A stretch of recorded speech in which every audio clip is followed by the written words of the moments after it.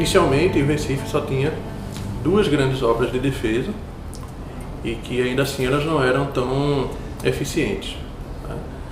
E a partir do momento que a cidade de Olinda começa a ganhar grande importância no cenário econômico, isso começa a atrair o interesse de diversas nações, entre elas a holandesa, né? Na verdade, não foi propriamente a nação, não foi propriamente os Países Baixos, né?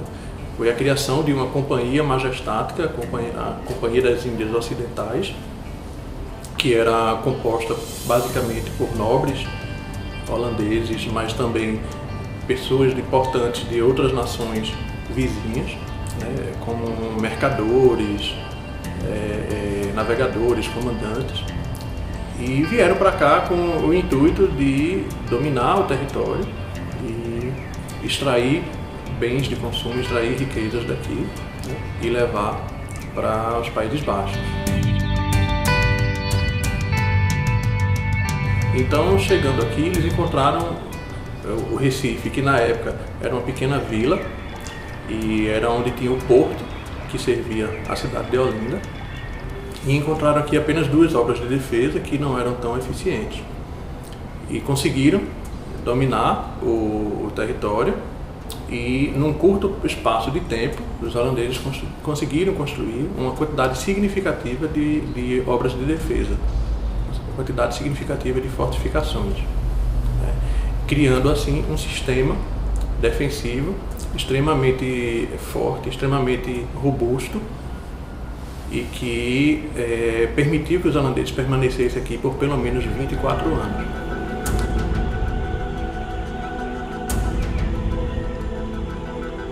Entre os fortes que os holandeses construíram, um dos principais fortes era o Forte das Cinco Pontas, que ele tinha uma planta pentagonal, ou seja, uma planta com, de fato, 5 lados e 5 baluartes.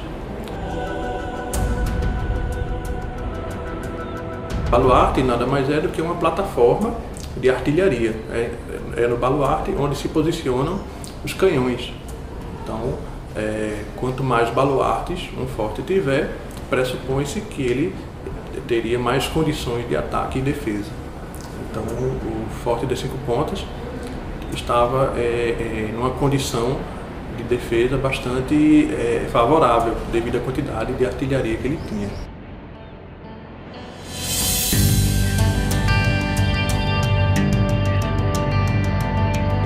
O local escolhido para esse forte é extremamente pertinente, porque exatamente nessa imediação, nesse local, existiam algumas cacimbas que eram fonte de água potável, que servia à população na época. Então os holandeses resolveram dominar também esse local, porque eles teriam aí a sua fonte de água potável para as suas atividades cotidianas.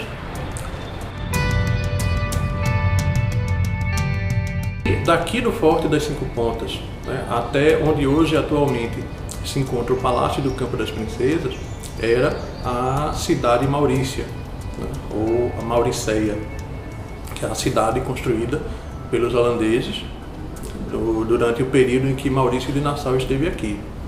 E o Forte das Cinco Pontas, ele justamente defendia essa porção sul da cidade Maurícia, além de defender também esse lugar onde tinha as cacimbas de água potável, que era conhecido como as cacimbas de Ambrósio Machado, que era o senhor proprietário dessas terras.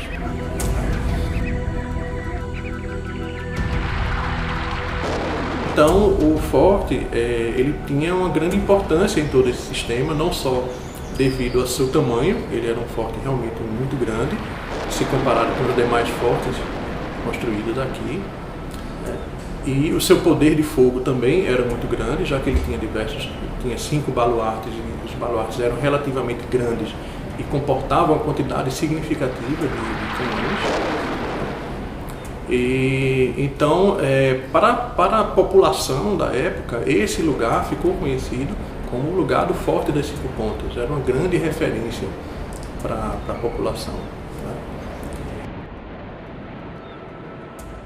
Porém, com a capitulação holandesa, ou seja, a partir do momento que os holandeses se renderam e deixaram o Recife, né, e voltaram para a Holanda, os portugueses trataram de fazer uma série de transformações na cidade e, consequentemente, nesse sistema defensivo. Alguns fortes construídos pelos holandeses foram demolidos, porque os portugueses consideravam que eles não tinham mais serventia. Em grande parte também porque os fortes holandeses eram construídos basicamente de terra, né, ou de faxina, que era uma mistura de terra com madeira, né, e tal. E então essa técnica construtiva, esse material construtivo demandava manutenções constantes por conta das chuvas, dos ventos, né? E então os portugueses optaram por não manter esses fortes, né? Optaram sim por ampliar a ocupação do território, né? Criando mais ruas, criando lotes, criando mais construções, né? E remodelando os fortes que eles consideravam estratégicos, né? Mantiveram o Forte do Brum, mantiveram o Forte de Santo Antônio, que é conhecido como Forte do Buraco, né? E o Forte das Cinco Pontas, como ele estava muito avariado por conta das batalhas que ocorreram entre os portugueses e holandeses, né, os portugueses optaram por fazer um novo forte, não exatamente no mesmo lugar, mas sim ao lado, tentando aproveitar os materiais construtivos remanescentes. Tanto é que a prospecção arqueológica que aconteceu nos anos 70 constatou a presença de alguns materiais do período holandês, que certamente se trata de reaproveitamento, né, de alguns materiais do antigo forte holandês. Então, esse forte que existe hoje, ele é resultado de uma construção portuguesa, né, de um empreendimento português, com provável reaproveitamento de material holandês, mas esse lugar permaneceu no imaginário coletivo, permaneceu na imaginação da população como um lugar de um grande forte, né, de um forte grandioso que existiu e que defendeu a porção sul da cidade e que fez parte de um grande sistema defensivo, né? Então permaneceu nesse imaginário coletivo como o lugar de um forte holandês, o grande forte das Cinco Pontas, né? E por mais que ele não exista mais, o original, mas essa referência a esse período ficou muito forte na população, né? De modo que hoje, apesar de termos um forte português menor e com 4 pontas, né, ainda se refere àquele período holandês, devido à importância que o forte teve. Ao longo do século XVIII, o Forte das Cinco Pontas recebeu, esse forte atual, né, português, recebeu algumas melhorias, recebeu algumas implementações, mas com a chegada do século XIX, ele perde a sua função militar. Ele deixa de ser uma edificação específica para a defesa, né, e passa a ser uma edificação mais voltada para aspectos logísticos, uma edificação de apoio ao Exército Brasileiro, né. Ele chegou a funcionar como depósito de armas, né, chegou a funcionar como uma prisão, né, como um presídio. Grandes há na nossa história, né, relatos, né, de alguns personagens históricos que foram presos aqui, né. E durante esse período em que o forte passou a ser um presídio, há relatos também da existência de um calabouço, né, que nada mais é que uma cela, geralmente em um lugar escuro, né, e não se tem tanta certeza ainda se ela era subterrânea ou se ela era no nível da superfície, mas o fato é que há relatos de casos assombrosos, né, de presos que sofreram amargamente dentro desse calabouço, né, e provavelmente esse calabouço se situava, de acordo com as escavações arqueológicas, esse calabouço se situava nessa parte posterior, onde existiam as rampas que davam acesso aos baluartes. Mas, como ao longo dos anos o forte sofreu uma série de transformações para atender às demandas, né, as demandas administrativas e logísticas do Exército. Então ele também perdeu a sua função de presídio, né, e passou a funcionar muito mais como setores administrativos do Exército, né, até chegar aos anos 70, em que ele passou a funcionar como museu da cidade. O forte foi entregue ao município e funciona como museu da cidade até hoje. Apesar dessas transformações, a gente percebe que o perímetro do forte, ou seja, as suas muralhas, elas ainda mantêm a sua feição de uma fortificação. A gente percebe claramente que se trata de uma obra militar, de uma obra de defesa, e que suas características seguem muito de perto o que havia de mais moderno em termos de arquitetura militar na Europa, desde o Renascimento até o século XVIII. Então, a forma da muralha, o perfil dessas muralhas, os ângulos, as inclinações, as proporções dos baluartes, isso segue muito de perto o que havia de mais moderno. O forte original das 5 Pontas também seguia todos esses aspectos. As diferenças são muito mais a quantidade de baluartes, o original tinha 5, o material construtivo, que o original era, sabe-se que poderia ter sido de terra ou faxina, e a própria existência de um fosso, né, ao redor também era uma coisa extremamente comum ao redor dos fortes, né, e isso seguia também uma série de conceitos que durante vários séculos era considerado como algo extremamente positivo de existir nas fortificações, porque era o fosso, ele tendo água ou não, ele é um obstáculo para um inimigo que pretende invadir o forte, né? E o forte das 5 Pontas ainda tem o seu fosso.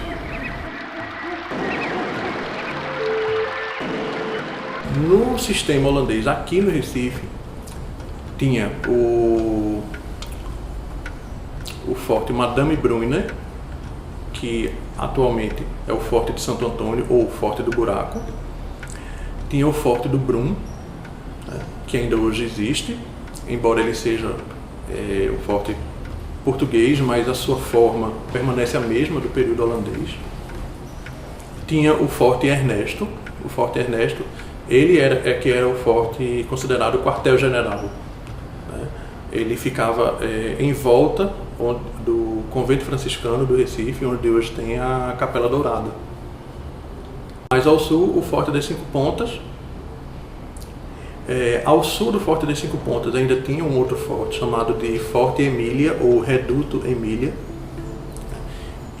Mas nas imediações de onde hoje a gente tem o cemitério dos ingleses, ali em Santo Amaro, mais ou menos por ali, existia um outro forte também holandês, que era um forte de 3 pontas, de 3 baluartes, né, chamado de Forte Verdenbosch, que era o nome do general holandês daquele momento.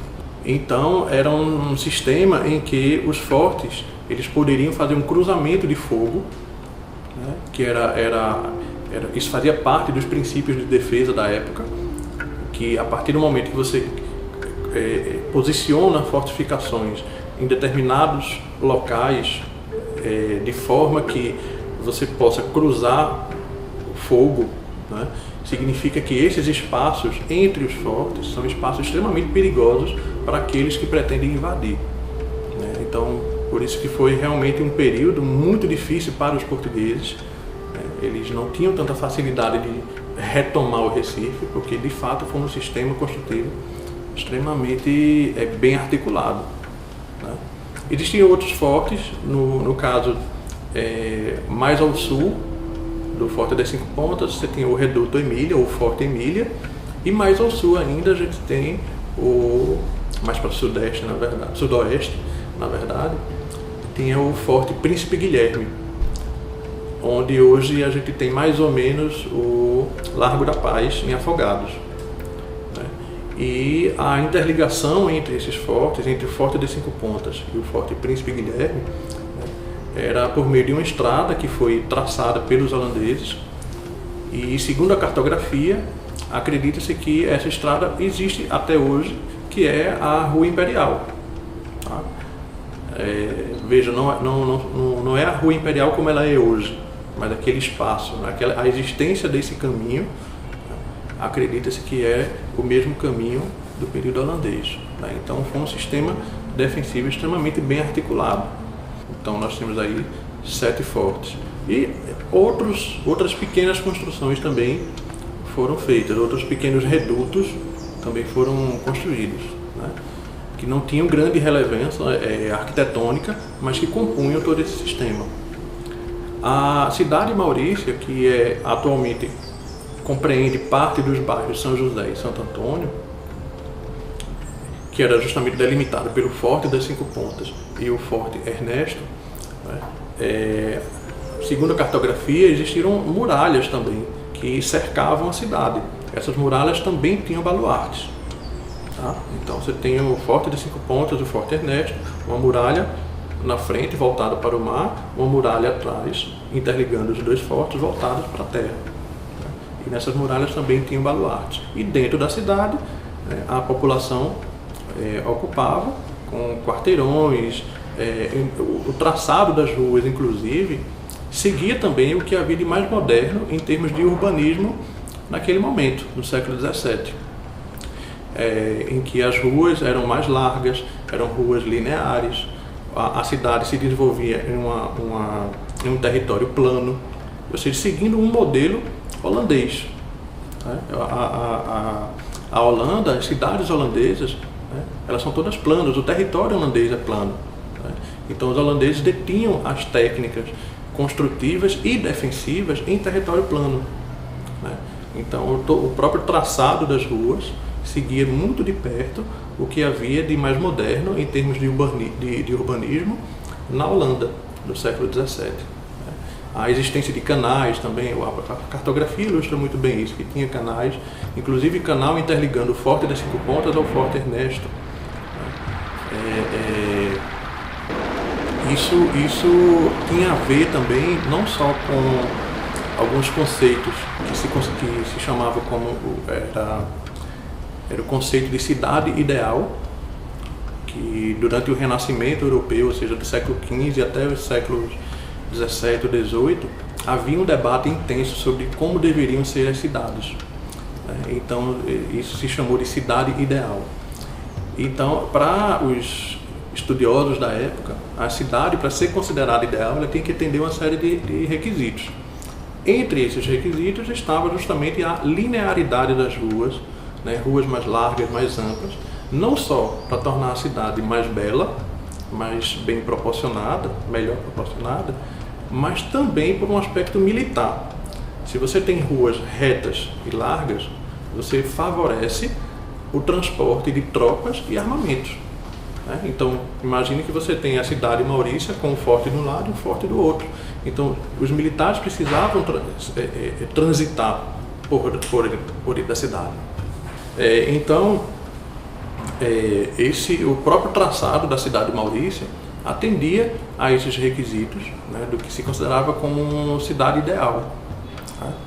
E, obviamente, atendia também aos requisitos militares. O próprio conceito de cidade ideal estava ligado não só aos aspectos de beleza da cidade, mas também aos aspectos militares, às demandas práticas militares.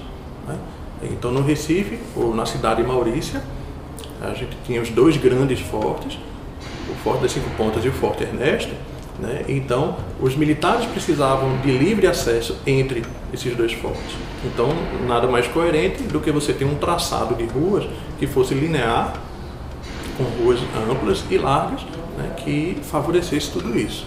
Então, com esse traçado urbano da cidade de Maurícia e a própria disposição dos fortes, estava totalmente de acordo com os princípios holandeses, com o que os holandeses entendiam como sendo ideal. E por essa razão a cidade de Olinda foi totalmente ignorada, não só do ponto de vista da ocupação de moradores, mas também do ponto de vista militar. Os holandeses consideravam que Olinda era uma cidade indefensável. Não tinham como defender a cidade de Olinda, porque ela era uma cidade totalmente assentada sobre colinas, né? E a ideia era que, na época, quanto mais alto, quanto maior o local onde você está ocupando, né, mais fácil ele é de ser atingido.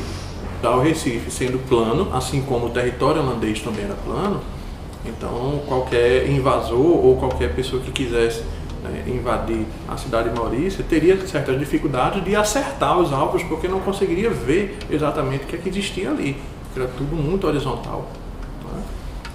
Então isso tem totalmente a ver com uma lógica de defesa holandesa, né? Diferente dos portugueses, o próprio território português é muito montanhoso, né? Ele tem seus acidentes geográficos bastante acentuados. Então os portugueses tinham técnicas de ataque e defesa em altura. Então eles se sentiam totalmente à vontade em lugares de relevo acentuado, né? Enfim, então Olinda foi descartada do plano holandês, né? Eles optaram por, de fato, ocupar aqui o território. E durante toda a presença holandesa aqui, os portugueses ficaram um pouco mais recuados, ficaram mais afastados daqui da orla, ficaram em áreas como atualmente a gente tem o Sítio da Trindade. Ali existia um forte português, onde hoje a gente tem a Avenida do Forte, ali no Bongi, Putinga, por ali, tem uma praça que ainda tem vestígios também de um forte português. Então, nessas áreas mais afastadas, os portugueses permaneceram durante esses 24 anos, tentando resistir à presença holandesa. Então, com essa disposição geográfica, né, os holandeses no litoral e os portugueses um pouco mais afastados, então aí a gente tem começa a perceber algumas particularidades. Geralmente uma fortificação ela tem uma porta, tem um acesso. Tem um acesso por razões de segurança, de defesa. Então os fortes holandeses geralmente desses fortes eram voltadas para o mar, justamente porque para o inimigo em potencial era o português, e o português estava na terra. Então, caso houvesse uma emergência dos portugueses conseguirem invadir essa ocupação, então as portas dos fortes voltadas eles teriam condições de entrar em seus navios e voltar para a Holanda ou enfim, para outro lugar. Então essa é uma característica interessante dos holandeses. Então eles geralmente mantinham sempre um conjunto de embarcações sempre ali apostos nas proximidades para estas emergências. Já no momento em que os portugueses retomam o território e remodelam todo o sistema defensivo. Então, esses fortes que permaneceram e que foram passaram a ter suas portas voltadas para a terra, porque para os portugueses eram eles que estavam na terra. Uma possível ameaça geralmente viria do mar. Então, nada mais coerente do que ter suas portas voltadas para a terra. Hoje, no Forte das Cinco Pontas, a gente vê bem isso. A porta das Cinco Pontas está voltada para a terra e não para o mar. Isso já mostra que esse nós temos atualmente ele é um português. Outro fator interessante é a altura das muralhas, né? O Forte das Cinco Pontas, assim como o Forte do Brum, o Forte Orange, o Forte de Tamandaré, tem muralhas relativamente baixas, pela mesma razão que levou os holandeses a abandonarem Olinda. Quanto mais alto o objeto, o elemento, mais fácil ele é de ser atingido. Quanto mais baixo, mais difícil. Então nós temos muralhas baixas, justamente para dificultar que um possível invasor consiga atingir com facilidade a fortificação.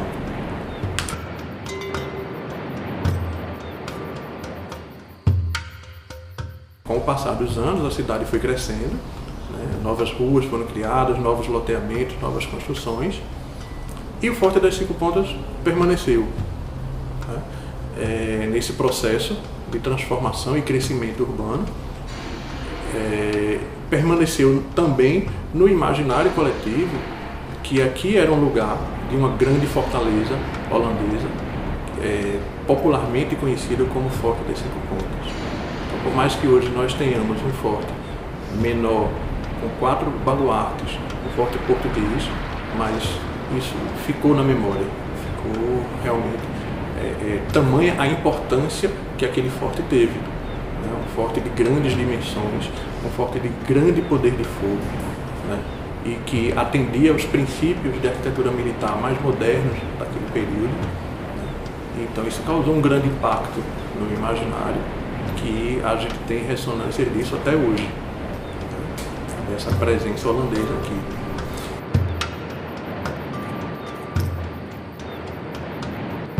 E durante esse processo de crescimento urbano, diversos fortes foram desconsiderados, né, foram demolidos, mas dos 2 fortes que permaneceram dentro desta malha urbana, né, que é o Forte do Brum e o Forte das Cinco Pontas, o das Cinco Pontas é o que mais está inserido nessa vida urbana, né? A gente tem hoje o Forte do Brum numa área que é ocupada pelo porto, então é uma área um pouco distante da vida cotidiana urbana, né? Enquanto que o Forte das Cinco Pontas está totalmente inserido nessa realidade, totalmente participante, né, do convívio urbano, né? Faz parte de uma malha urbana, faz parte do dia a dia das pessoas que transitam nessa área, e ainda com essa memória do período holandês.